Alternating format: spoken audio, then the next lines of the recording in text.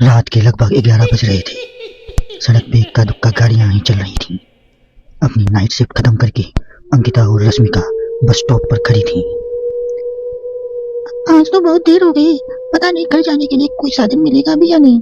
अगर कोई साधन नहीं मिला तो रात के इसी बस स्टॉप पे ही ना बितानी पड़े। अपनी कानी जुबान बंद कर, जब देखो तो बस उल्टी सीधी बात ही करती रहती है। अरे कुछ देर रुक जाना, कुछ ना कुछ तो मिल ही जाएगा। लेकिन काफी देर इंतजार करने के बाद भी उन्हें कोई बस नहीं मिलती। धीरे धीरे समय के साथ सड़क पे चलती हुई गाड़ियों का दिखना भी बंद हो जाता है। अरे ये देख, अब तो सड़क पे एक भी गाड़ी भी नहीं दिख रही है। दूर दूर तक गाड़ी और किसी भी इंसान का कोई भी नामो निशान नहीं है। एक काम करते हैं, वापस अपने ऑफिस चलते हैं। हम आज रात वहीं गुजार लेंगे। तुझे अच्छी तरह पता है, रात में 10 बजे के बाद चौकीदार ऑफिस के मेन गेट पे ताला लगाकर अपने घर चला जाता है। ऑफिस जाने के कोई फायदे नहीं है।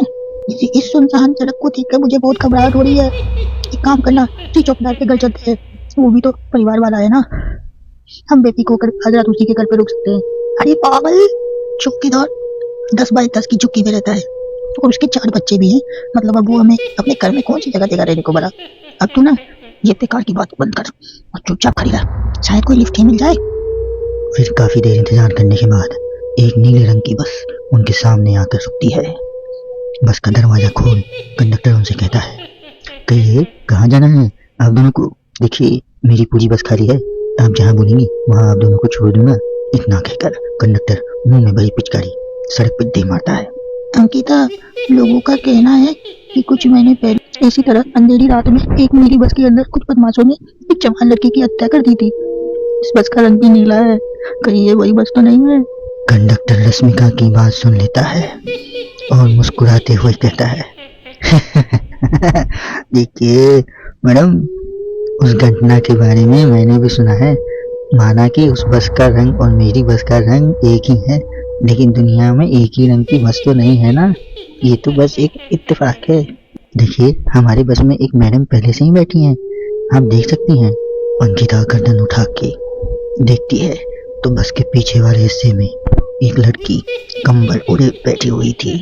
सही बोल रहे हैं भैया, बस में पहले से एक लड़की बैठी है। चलो हम भी बैठ जाते हैं, वैसे भी बहुत देर हो गई है। अरे रुकना, रुक जाना अंकिता, मुझे बहुत डर लग रहा है। अरे रुकना, रुक जाना अंकिता, मुझे बहुत डर लग रहा है। अरे तुझे अगर इतना ही डर लग रहा है तो तू यही खड़ी रह, मैं तो जा रही हूँ।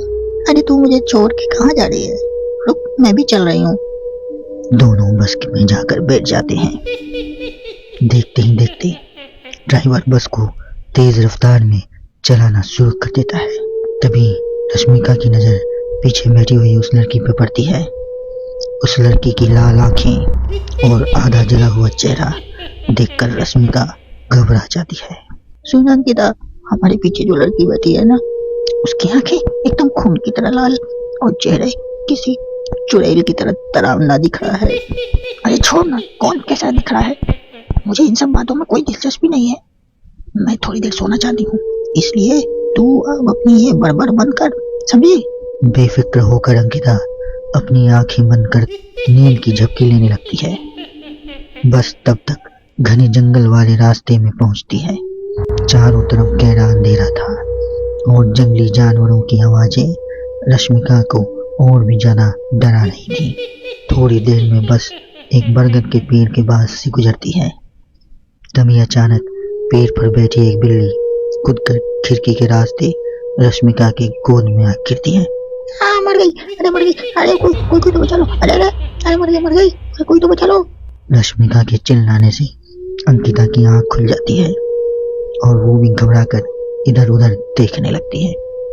तभी पीछे वाली सीट पर बैठी लड़की उठकर रश्मिका के पास आती है और बिना कुछ कहे उस बिल्ली को रश्मिका के गोद से उठाकर उसे सहलाते हुए अपने गोद में ले लेती है और वापस अपने सीट पे जाकर बैठ जाती है। अरे रश्मिका, तुम तो बहुत ही ज्यादा डरपोक है, जरा सी बात पे डर जाती है। मैं कल से अकेले ही सफर करूंगी। अरे मैं क्या करूं, वो बिल्ली अचानक मेरे गोद में आ गिरी। अपनी बकवास बंद कर और मुझे चैन से सोने दे, समझी? इस तरह रश्मिका को डांट कर अंकिता फिर से नींद की झपकी लेने लगती है। तभी अचानक एक झटके से ब्रेक लगाकर ड्राइवर बस को रोक देता है। रश्मिका खिड़की के बाहर झांक कर देखती है तो उसे सड़क के किनारे एक काला आदमी खड़ा दिखाई देता है।